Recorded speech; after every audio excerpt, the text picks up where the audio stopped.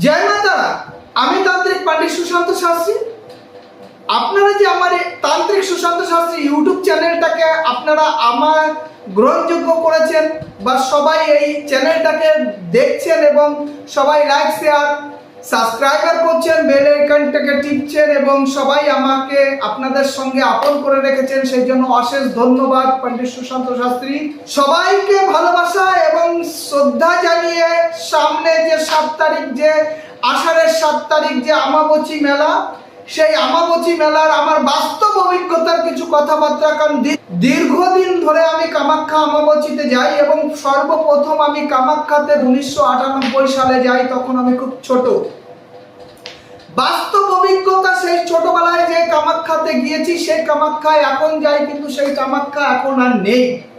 কারণটা কি, দীর্ঘদিন আমি কামাখ্যা মেলার সঙ্গে যুক্ত ছিলাম এবং দীর্ঘদিন এই আমাবচী মেলা আসার আগেই আমরা কমসে কম আষাঢ়ের 4 তারিখে আমরা কামাখ্যায় গিয়ে পৌঁছিয়ে থাকতাম, আসতাম হচ্ছে আমরা আমাবচী মেলারও ধরুন 10 দিন 12 দিনের একটা ট্যুর করে সেই সময় যেতাম। কিন্তু এখন তো আর সেই সময় হয়ে পারে না। এখন যাই, 2-1টা যজ্ঞ থাকে, সেই যজ্ঞগুলো করে কাজকর্ম ক্রিয়া কাজ করে চলে আসি।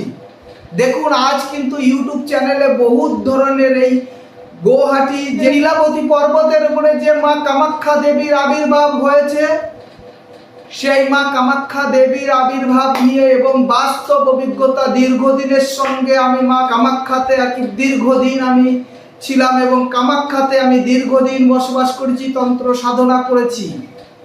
একটানা আমি কামাখ্যাতে একটা সময় একটানা আমি 16 মাস ছিলাম এবং আমার কাছে সেখানটা থেকে প্রথম আমার সঙ্গে, আমার গুরুদেবের সঙ্গে আমার প্রথম যোগাযোগ হয় 2005 সালে।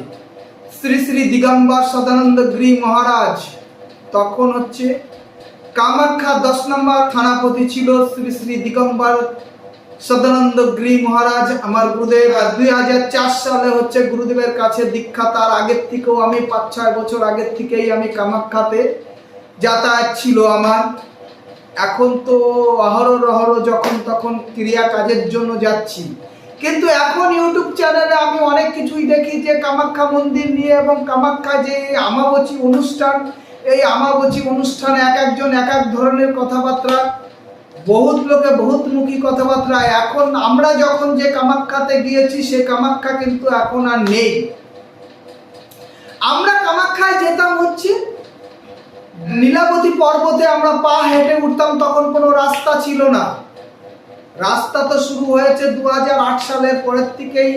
আমরা আমাদের চোখের সামনে দেখেছি যে নীলাবতী পর্বতে হচ্ছে গাড়ি দিয়ে বা মেশিন পত্র দিয়ে রাস্তা তৈরি করেছে। এখন তো আপনারা গুয়াহাটি স্টেশনে নামছেন, পল্টন বাজার থেকে বাস ধরছেন, ডাইরেক্ট মায়ের মন্দিরে চলে যাচ্ছেন। কিন্তু তখন কিন্তু এরকম কামাখ্যা মন্দির ছিল না। তখন আমরা গুয়াহাটি স্টেশনের থেকে আমরা পায়ে হেঁটে, গুয়াহাটি স্টেশনের থেকে আমরা পা হেঁটে আমরা প্রথম নীলাবতী পর্বতের গোড়ায় এসে সেখান থেকে আমরা নীলাবতী পর্বতে আমরা যে মা কামাখ্যা দেবীর মন্দিরে উঠতাম হচ্ছে ছোট্ট রাস্তা ছিল, সেই ছোট্ট রাস্তা দিয়ে পায়ে হেঁটে হেঁটে আমরা কামাখ্যায় উঠতাম এবং ওইখানটায় যখন আমরা একবার উঠতাম আর কমসে কম 4-5 দিনে নামতাম না। এখন তো ডেলি সকালে যাচ্ছে, দুপুরে আসছে এবং বিকালে যাচ্ছেন, সবাই এরকম যাতায়াত করছে, গাড়ি নিয়ে সবাই চলে যাচ্ছে, 2 চাকা 4 চাকা সবই উঠে যাচ্ছে কামাখ্যা মন্দিরে, বাস যাচ্ছে অহরহ।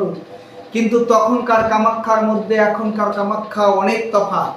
হ্যাঁ, অনেকেই আমাকে জিজ্ঞাসা করছে যে স্যার কামাখ্যা যে সময় থেকে আমাবচী শুরু হবে, দেখুন মায়ের আমাবচী শুরু হবে হচ্ছে 22শে জুন, আষাঢ়ের 7 তারিখ সকাল 8:45 পরের থেকে মা কামাখ্যা দেবীর যে ব্রত, সেই ব্রত মা পাটে বসে যাবে এবং ছাড়বে হচ্ছে 25শে জুন সকাল 9:45 পরেই আর কি মা দিনে পাটের থেকে উঠবেন। এবং এই সময়টায় কি অনেকেই জিজ্ঞাসা করছে স্যার এই সময় কি পুজো পাঠ করা যাবে কিনা, মন্দির বন্ধ রাখবো কিনা। সেই জন্যই আর কি আপনাদের বলছি, আমি দীর্ঘদিন ধরে কামাখ্যায় আছি এবং দীর্ঘদিন ওইখানটা সাধনা করেছি। এমনও সাধনা করেছি যে একবেলা খেয়েছি।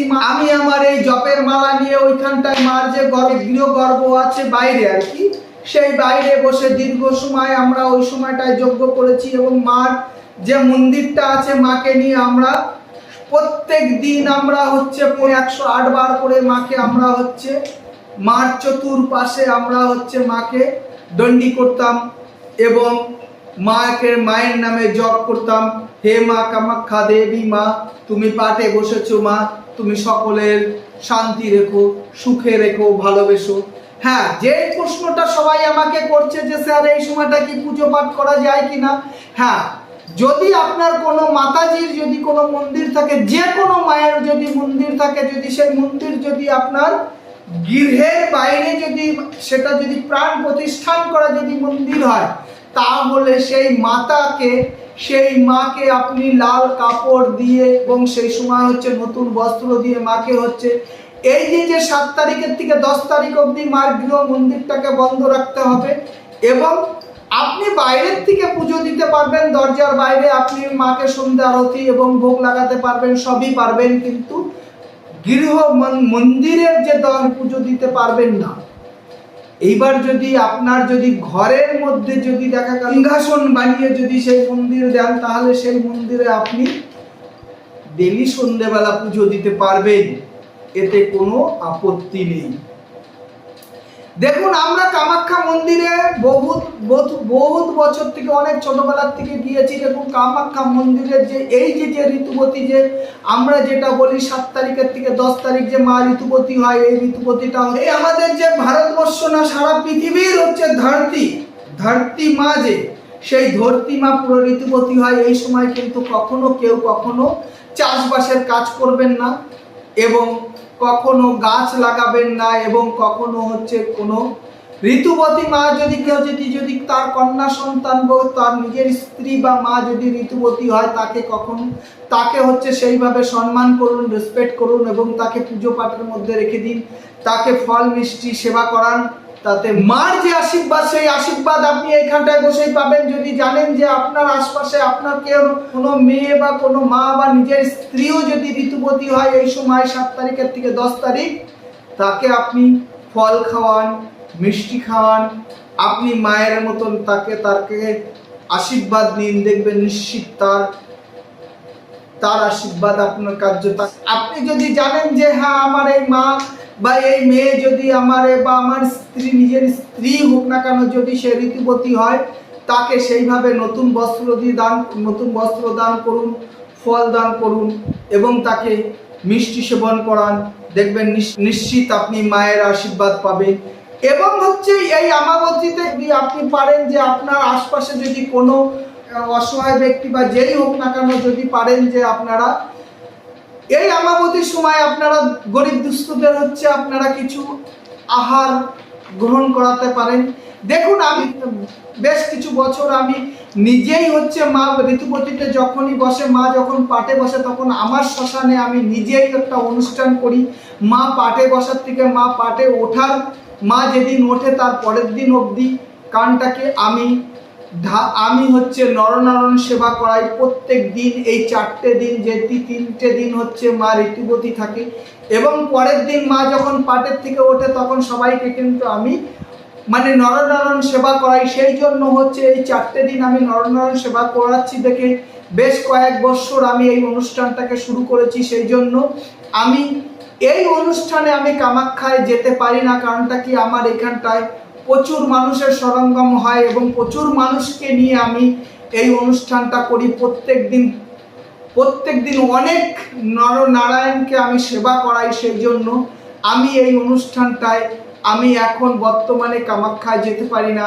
হ্যাঁ, যাই, এই অনুষ্ঠানটা সারাদিন 1 সপ্তাহ পরেই আমি মায়ের দর্শনে যাই। কারণটা কি, এইখানটায় এই 4 দিনের একটা বড় ধরনের অনুষ্ঠান করি। এখানটা হাজার হাজার মানুষের নরনারায়ণ সেবা করাতে হয় আমাকে। সেই জন্য আমি আমার নিজের বাড়ি বা নিজের গৃহ মন্দিরে এই অনুষ্ঠানটা করি।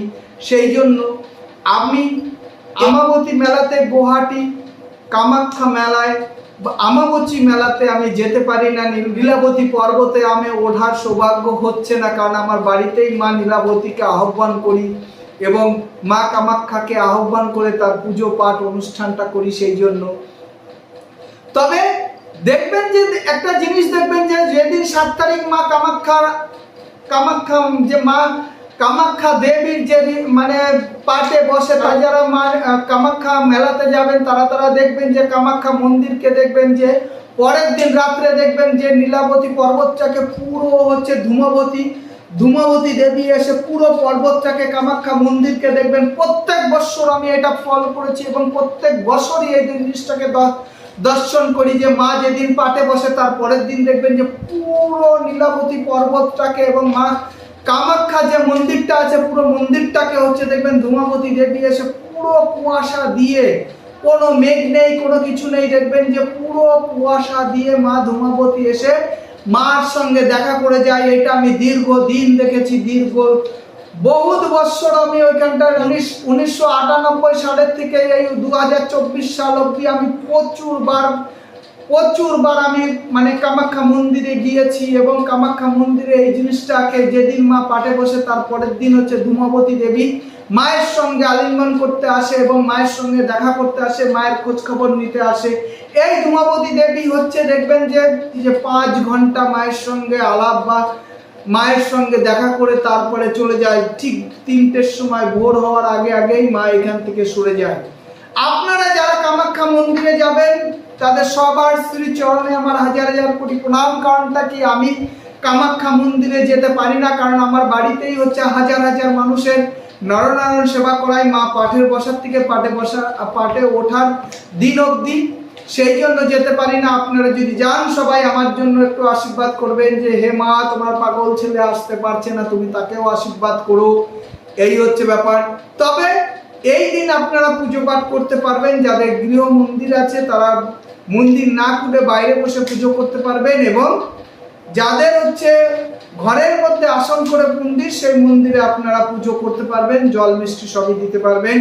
জয় মা তারা, জয় মা তারা, জয় মা তারা, জয় তারা মা, জয় মা কামাখ্যা।